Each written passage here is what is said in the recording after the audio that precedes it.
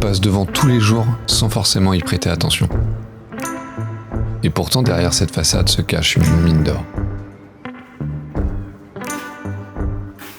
Qu'est-ce qui pousse un homme en 2026 à tenir encore une boutique de comics ?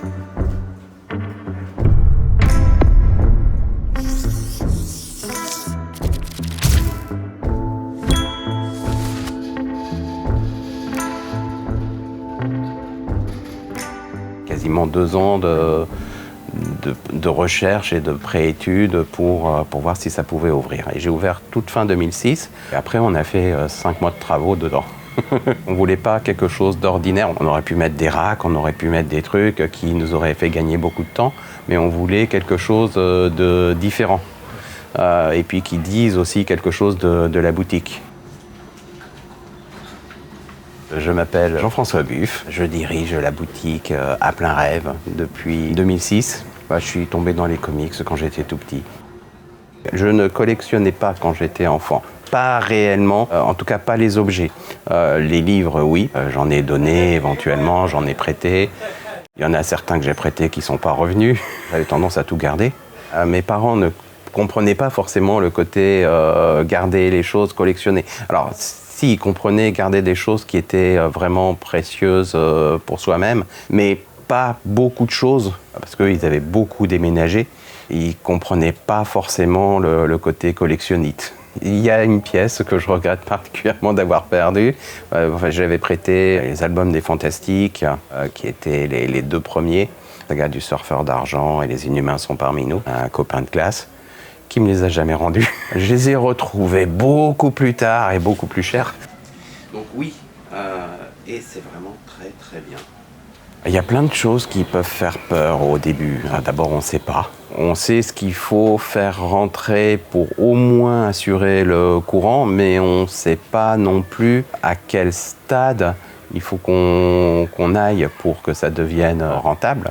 On sait qu'on va avoir pendant un certain temps pas de rentrée personnelle et qu'il va continuer à falloir financer. Alors c'est pas super grave quand on a prévu d'avoir les finances en arrière-plan. Là c'était le cas. On sait aussi que si ça marche pas, on fera juste une croix dessus. Évidemment ça peut faire peur. Après c'est aussi l'objectif des études de marché qui te permettent de savoir que objectivement ça devrait marcher. Je dirais que quand on a ouvert, le comics, c'était encore quelque chose de marginal et de considéré comme marginal par le public, voire d'infantile. En cours de route, on va dire vers 2010, 2012, on a eu les premiers blockbusters Marvel. Ça n'a pas forcément changé directement l'image du comics en tant que tel, mais ça a fait que c'est devenu quelque chose qui fait partie de l'inconscient collectif et des choses que les gens connaissent, même s'ils ne les connaissent pas spécifiquement. Et du coup, c'est devenu plus familier pour tout le monde et plus normal, entre guillemets. Et puis, si on arrive à trouver du plaisir à regarder un film de personnages de comics, pourquoi on n'arriverait pas à trouver bien aussi en BD. Les displays de One Piece, c'est ça. Dans cette boutique, je remonte le temps. Je suis dans les années 80-90 à la recherche d'une pépite. Et je vous garantis qu'en entrant ici, vous trouverez. Même si vous rentrez uniquement pour le plaisir des yeux. Le tour de la boutique. Alors, on va commencer par l'entrée, peut-être. En fait, les 2 bancs qui sont ici représentent les nouveautés, essentiellement. Ensuite, de façon permanente, on a tout ce qui correspond aux nouveautés d'ici. On passe ensuite sur Marvel. Ici, les nouveautés Marvel.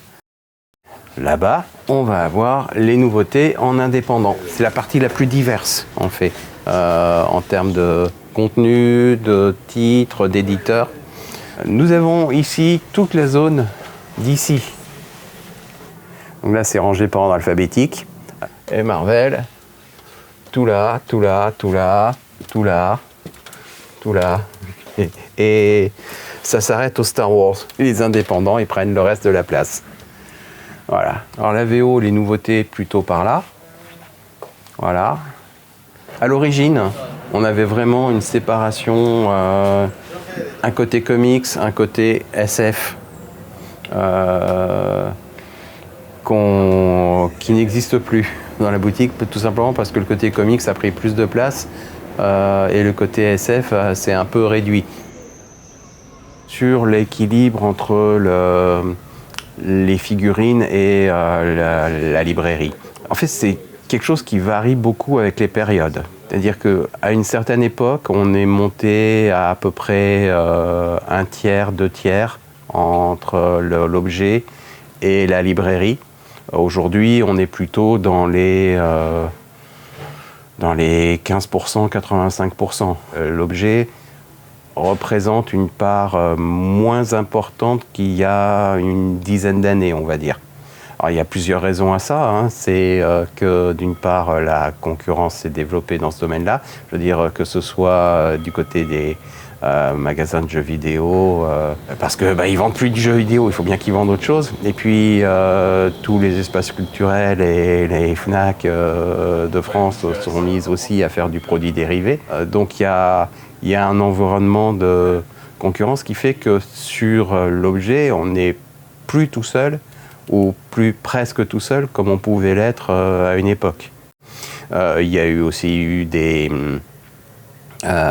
différentes boutiques qui se sont créées, spécialisées dans le domaine, ce que j'ai jamais vraiment très bien compris. Même nous qui avions beaucoup de choses et beaucoup de variétés, on n'est jamais monté à des chiffres qui nous auraient permis de nous dire si on fait que de l'objet, on va survivre. L'essentiel de notre chiffre, ça reste la librairie. Et c'est très bien parce qu'on est d'abord une librairie. Mais c'est sûr que si à un moment l'objet avait pris le pas, ça ne nous aurait pas forcément gêné non plus. C'est-à-dire si ça grossit beaucoup d'un côté, c'est pas grave. Ce qui compte, c'est que l'ensemble grossisse. C'est un reliquat de l'édition limitée qu'on avait fait il y a 2 ans. La première édition limitée Comic Shop au Symbol. Qu'on a fait il y a 2 ans et Urban nous l'a proposé. C'est ce qu'on appelle un Artist Edition. Donc avec des reproductions dedans, des pages originales à taille réelle. Et ça, c'est la reproduction de la couverture. Donc on voit qu'il y a eu des trucs, qui ont été collés, décollés ici. Là, on voit que sur l'espèce de truc, il y a du blanco ici. Là, on voit qu'il y a eu un découpage. Ils ont refait une partie du dessin. Donc en fait, on voit toute la construction. Pour ceux qui s'intéressent au dessin, et la plupart des lecteurs de comics s'intéressent au dessin, de voir comment c'est construit. Là, c'était à une époque où il y avait des tiers ou des quarts de page qui étaient des pubs. Ils avaient essayé ça dans les années 70. Ça a pas duré, ça n'a pas très bien marché, mais c'est l'idée de base. Vous avez les planches originales qui sont reproduites et ça vous permet de voir de mieux voir le travail de l'artiste. Il y a plusieurs manières d'aborder l'écriture de personnages. Il y a ceux qui partent dans une direction et puis ils rajoutent des trucs au fur et à mesure et ils ne savent pas où ils vont, mais ils y vont. Mais bon, peut-être qu'en cours de route, ils vont se prendre les pieds dans le tapis. Et puis il y en a d'autres, ils savent dès le départ où ils veulent aller et comment ils vont. Alors pas forcément exactement comment ils vont y aller. Starling fait partie de ceux qui savent dès le départ où ils vont. Toutes ces histoires sont souvent très bouclées. C'est vraiment remarquable. Entre ces deux-là, on a l'essentiel du run de Claremont et Byrne avec la saga du Phénix en point d'orgue et puis les Days of Future Past à la fin qui sont aussi encore des références aujourd'hui. Voilà, mais vraiment très très très très bien. Et ça fait partie des choses que j'aurais aimé pouvoir emmener sur une île déserte. Pour les lire et les relire. Mais alors pas en version française par contre. Hein. Il y a trop de pertes à la traduction. Il y a d'excellentes librairies généralistes BD sur Nantes qui ont aussi un très bon rayon comics. Je pense à La Mystérieuse, je pense à Story BD. Par contre, ils n'y consacrent pas autant d'espace. Ils ne vont pas chercher à avoir tous les Batman. Ils vont avoir l'essentiel des Batman. Ils vont avoir les nouveautés, comme tout le monde. Mais ils ne vont pas chercher à avoir l'intégralité des Batman disponibles. Vraiment, sur la partie comique, je pense que ça fait partie des choses qui nous différencient.